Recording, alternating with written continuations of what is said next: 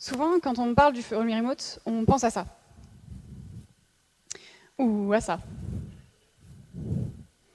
Et pourtant, ce qui se passe plutôt, c'est ça. Et puis ça.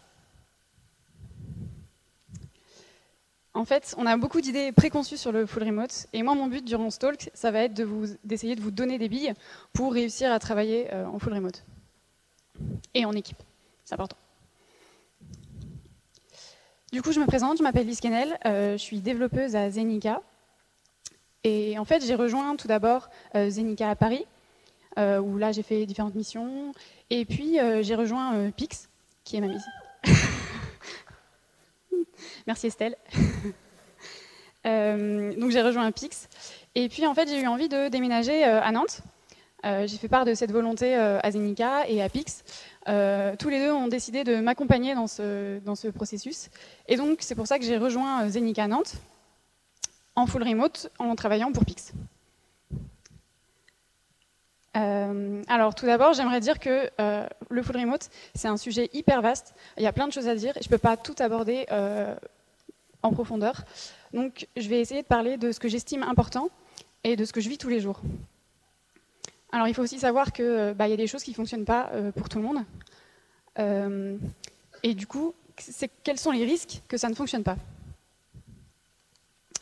Alors tout d'abord, il y a la solitude. Si on travaille tous les jours depuis chez soi, on peut ne pas voir du tout de gens pendant toute une semaine. Et ça peut impacter le moral. Deuxième risque, c'est qu'on peut, le travail il peut dépasser sur notre vie perso, et donc on peut ne pas avoir un équilibre vie professionnelle, vie personnelle suffisamment équilibré. Troisième risque, ça va être la perception qu'on a du full remote. Souvent, ce qu'on pense, c'est que quand on est en full remote, on ne travaille pas vraiment, on ne sait pas ce qu'on fait, ça se trouve on dort, ça se trouve on est parti, ça se trouve on est en pyjama dans notre lit. Et du coup, tout ça, c'est des risques. Et moi, mon but, ça va être de vous aider à éviter ça en vous donnant la clé. Et la clé, en fait, c'est la communication. Il se trouve que dans toute relation, même professionnelle, la clé, c'est la communication. Communiquer va vous apporter la confiance de vos collègues, la confiance de vos supérieurs. Et donc, ça va permettre une meilleure communication en aval. Donc ça, c'est le cercle vertueux. Par contre, ça marche aussi dans l'autre sens. C'est-à-dire que si vous ne communiquez pas assez, derrière, vous allez perdre la confiance qu'on vous avait donnée. Et donc, on va vous communiquer moins de choses.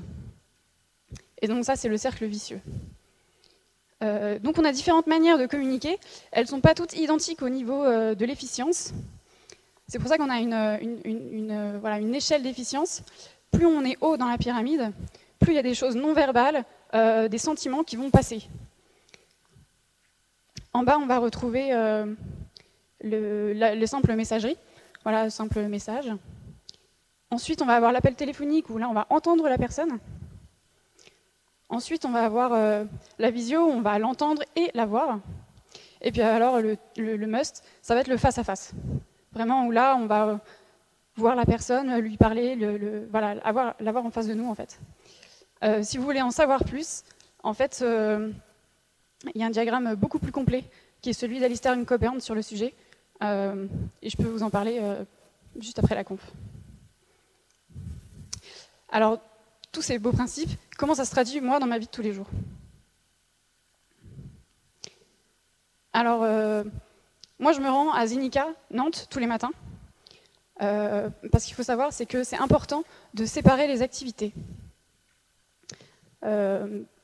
Notamment pour avoir un équilibre professionnel, personnel suffisamment équilibré. On va chercher à séparer les activités. Donc, vous, si vous travaillez de chez vous, prenez un bureau séparé, où dans le bureau, vous travaillez, et quand vous êtes en dehors du bureau, vous ne travaillez plus. Vous pouvez même compartimenter vos outils, avoir des téléphones séparés, avoir des PC séparés.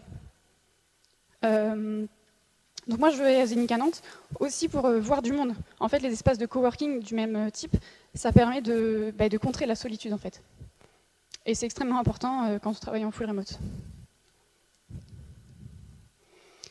Donc, qu'est-ce que je fais? Voilà, j'arrive, je bois mon café, j'écris bonjour. Donc, chez Pix, c'est sur Slack. Donc, vous pouvez avoir un channel dédié, donc un Hello World, je sais pas. Et donc, nous, c'est sur Dev, mais voilà, ça peut être sur tout autre channel. Et ensuite, je continue ma journée en faisant des code reviews. Alors, en dehors du fait que les code reviews, c'est hyper important pour améliorer la qualité du code, le partage de connaissances, etc., ça permet aussi en fait, d'avoir des discussions et de créer du lien entre les personnes. Et ça, ça n'a pas de prix. Ensuite, arrive l'heure du daily, où, du coup, voilà, on va partager ce qu'on a fait. Comme outil, à Pix, on utilise Jira. Alors, il y a un autre outil qui s'appelle iDoneBest, qui est un outil assez intéressant, qui permet de faire des daily en asynchrone. C'est-à-dire, vous pouvez dire en fin de journée, aujourd'hui, j'ai fait ça, j'ai fait ça, j'ai fait ça. Et le lendemain, vos collègues, ils lisent ça. Donc, ça fonctionne très bien quand on travaille dans des time zones différentes. Voilà.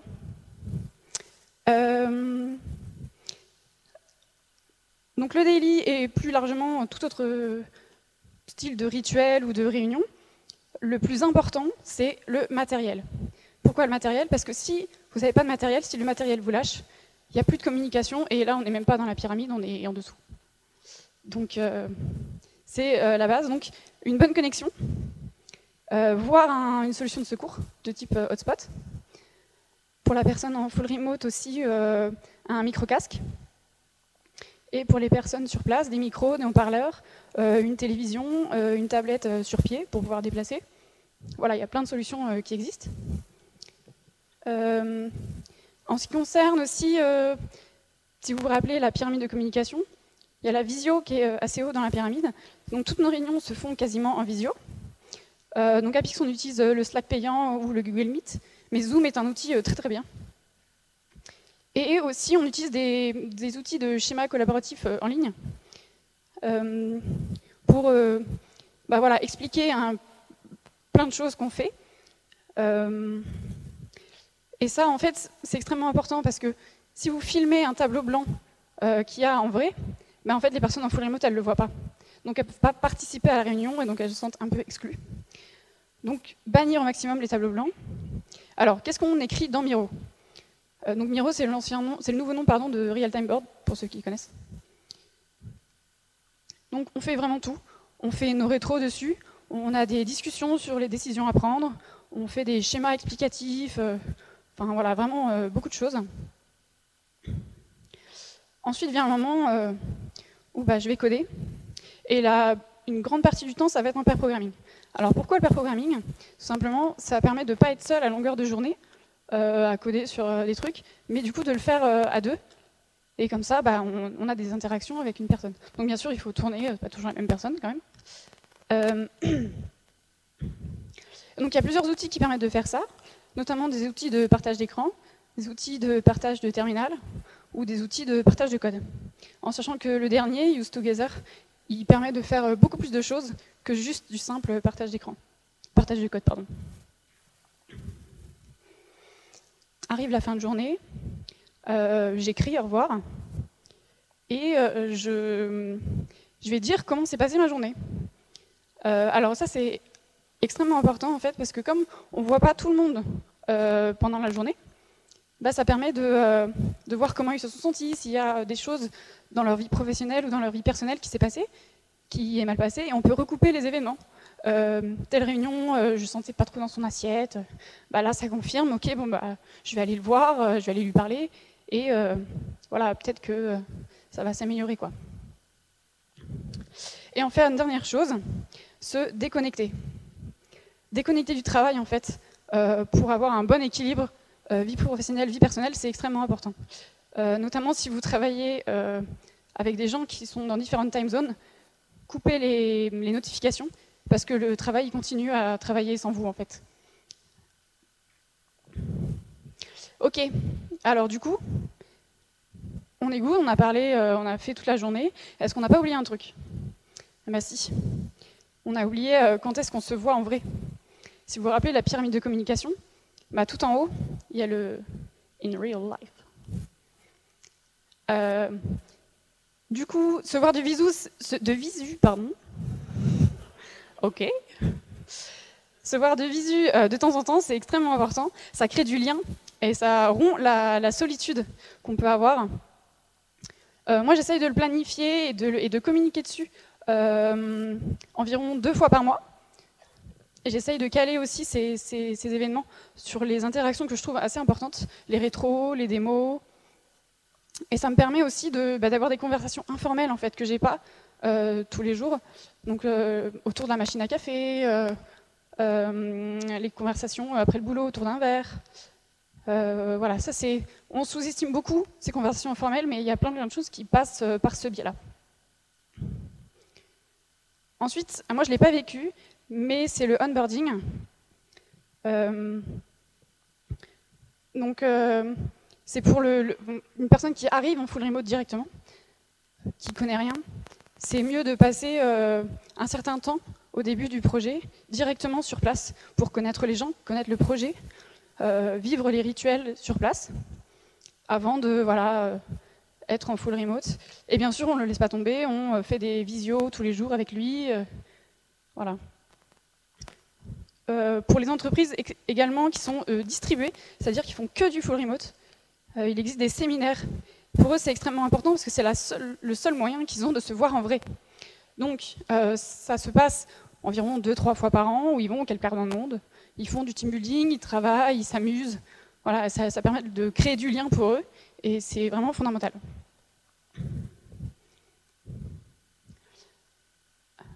En conclusion, j'aimerais dire que le plus important, c'est que des deux côtés, donc côté colocalisé et côté full remote, le plus important, c'est d'en avoir envie que ça marche et d'être investi. Ne pas hésiter à surcommuniquer. On ne pourra jamais vous reprocher de trop communiquer. Et puis, bien sûr, il y a des choses qui fonctionnent pour les uns, mais qui ne fonctionnent pas pour les autres. Par exemple, j'ai essayé de mettre en place un midi, sur l'horaire du midi, une room où on peut discuter de conversations informelles, etc. Donc ça n'a pas trop rapporté trop d'émulation, quoi. C'est pour ça que je teste des trucs, ça marche pas, j'itère, et pour trouver les choses qui fonctionnent, quoi, et les garder. Plus personnellement, le full remote, qu'est-ce que ça m'apporte? Ça a permis de moi d'avoir l'environnement que je voulais, donc l'environnement nantais en l'occurrence, de garder l'équipe et le projet qui me plaisait. Côté Pix, ça leur a permis d'avoir des collaborateurs plus épanouis et donc plus impliqués dans leur projet. Et je dirais que, de mon point de vue, l'expérimentation Pix full remote est réussie, mais en vrai, c'est pas à moi qu'il faut demander, c'est à mes collègues qui sont là au premier rang.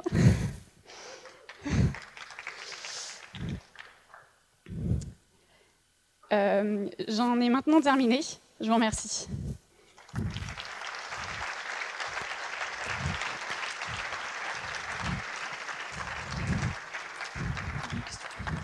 Merci.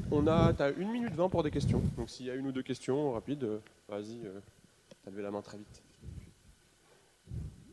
Bonjour. Est-ce que vous êtes la seule dans l'équipe en full remote ou est-ce qu'il y en a d'autres en fait? Et quelle est la taille de l'équipe? Parce qu'en fait, la difficulté, c'est beaucoup justement d'incorporer, de s'intégrer de l'extérieur dans toutes ces communications qui sont informelles ou qui devraient être formalisées, qui ne l'est pas, quoi. Alors, ouais, je suis actuellement la seule en full remote. Donc, mon équipe à moi, elle est de 6 personnes. Mais l'équipe de dev en général, avec qui j'ai des discussions, etc., elle est un peu plus grande, elle a 20 personnes à peu près. Voilà. Une autre question? Par ici. Allez, un peu d'énergie. Tu cours pas sur le fil. Forest, cours. Merci pour l'intervention. Je voudrais simplement une question sur les outils. Est-ce que le full remote s'entraîne pas une multiplication de toutes les plateformes, de tous les outils, que ce soit Visio, que ce soit Tableau, etc.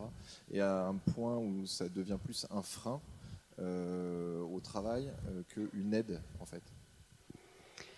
Je dirais que non, parce que alors ça dépend des outils, mais par exemple si on prend Miro, par exemple, où on va travailler dessus. En fait, c'est comme un tableau blanc, et en plus, on n'efface pas derrière. Donc ça peut servir de documentation derrière aussi.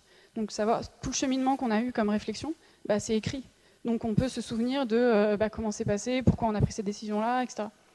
Donc le full remote a amené à utiliser des outils qui sont super utiles, même quand on est en présentiel oui. Dans une boîte. D'accord.